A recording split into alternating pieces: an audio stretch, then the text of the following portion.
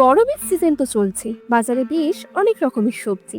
বাজার থেকে কিনে আনা ছোট বেগুনগুলো বেশ অনেকদিন ধরেই ঘরে পড়েছিল। ভাবলাম আজ সেই দিয়েই বানিয়ে ফেলা যাক তিল বেগুন। ঠাকুমা দিদাদের থেকে শেখা পুরোনো দিনের এই রান্নাটা এখন প্রায় বিলুপ্ত হতে বসেছে।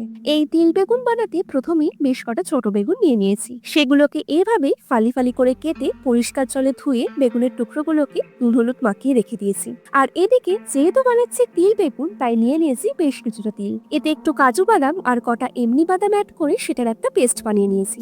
এবার ফ্রাইং প্যানে একটু সর্ষের তেল দিয়ে বেগুনগুলোকে ভেজে নিয়েছি। ভাজা বেগুনগুলোকে তুলে ফ্রাইং প্যানে অ্যাড করে দিয়েছি কালো জিরে আর কাঁচা লঙ্কা। ফোড়নটা হালকা ভেজে ওই তিলের পেস্টটা দিয়ে হালকা নেড়ে চেড়ে এরকম শুকিয়ে আসলে তাতে অল্প একটু জল দিয়ে গ্রেভিটা কষাতে কষাতেই দিয়ে দিয়েছি একটু লঙ্কা গুঁড়ো, পরিমাণ মতো জল আর স্বাদ মতো লবণ দিয়ে গ্রেভিটা ফুটতে দিয়েছি বেশ কিছুক্ষণ। গ্রেভিটা ফুটে আসলে ভাজা বেগুনগুলোকে অ্যাড করে আবারও কিছুক্ষণ ফুটিয়ে নিয়েছি। লাস্টে দুটো কাঁচা লঙ্কা আর গ্রেভিটা শুকিয়ে গেলে নামানোর ঠিক আগে বেশ কিছুটা কাঁচা সরষের তেল ছড়িয়ে নামিয়ে নিয়েছি। এরপর গরম ভাতে আর কিচ্ছু না, শুধু এই পদটা একটু বেশি পরিমাণে নিয়ে খেয়ে দেখুন। এখন সাবস্ক্রাইব ফর মোর রেসিপি।